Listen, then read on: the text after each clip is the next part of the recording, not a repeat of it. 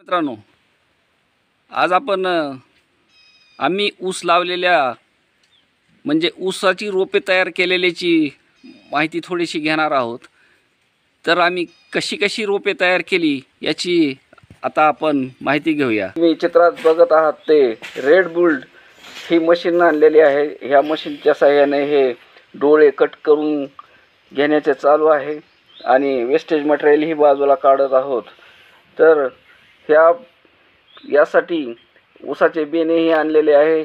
यात 15-0-12 आणि 86-0-32 असे दोन वेगवेगळ्या व्हरायटी एकाच प्लॉटमध्ये करणार असून ट्रेसुद्धा जवळजवळ आता बरेच भरण्यात आले असून कोकोपीटही आणलेलं आहे।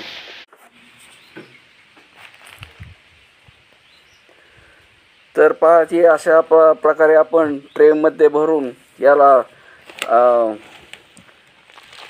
ट्रेमध्ये लागण आधी कोकोपीट भरून त्यानंतर डोळे वर करून ठेवलेले आहेत आणि त्यानंतर वरून आणखी थोडं कोकोपीट टाकून त्यानंतर हे ट्रे आम्ही तयार करत आहोत।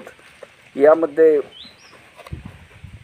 खूप सोपी पद्धत आहे असं आम्हाला तर वाटायला, कारण आमची ही पहिलीच वेळ घरच्या घरी रोप तयार करण्याची।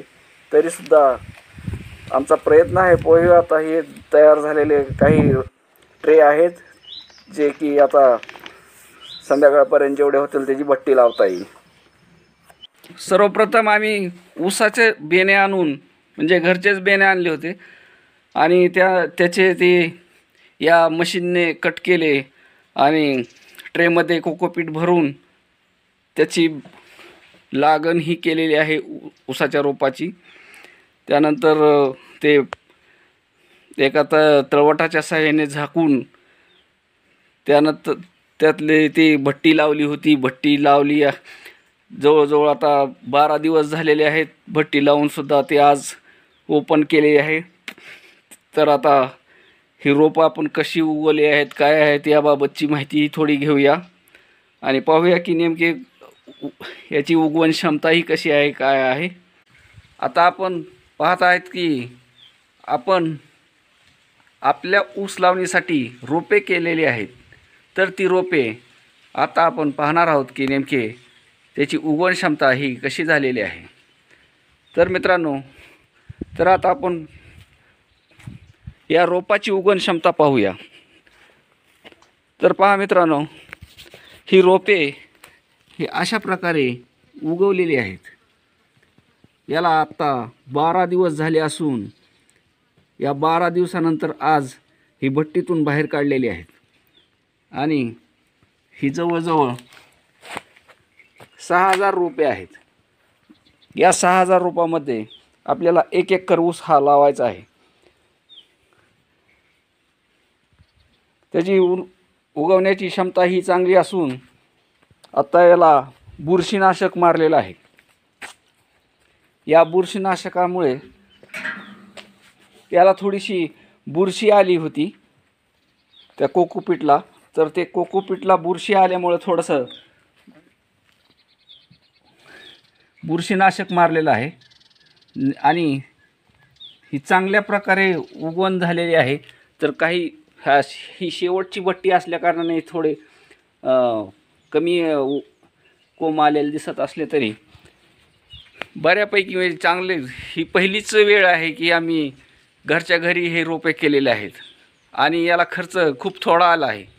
कारण 280 रुपयाला कोकोपीटची एक बॅग मिळाली आहे। आम्हाला इथं जवळ भेटत नव्हती, 60 किलोमीटरवरून आणली आणि हा ट्रे जवळजवळ 14 रुपयाला मिळाला आहे।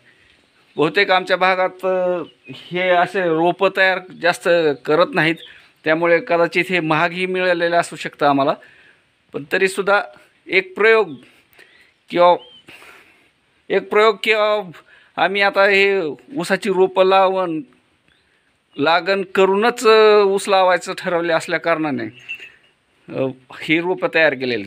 ह्याला ऊसाची रोपं तयार करण्याचं कारण म्हणजे की आपण जे पाण्यात जे ऊस लावतो या ऊसात खूप मोठी तूट होते, म्हणजे आमच्या भागात याला तुटाळ म्हणतात। तर काही बऱ्याच ऊस उगवत नाही अथवा तूट होते, त्यानंतरही त्यात तुटा लावल्यात, त्यात तूट भरून काढण्याचा प्रयत्न केला पण तूट काही निघत नाही. त्यामुळे ह्या वर्षी आम्ही पहिल्याच वेळ आहे हा प्रयोग करण्याची.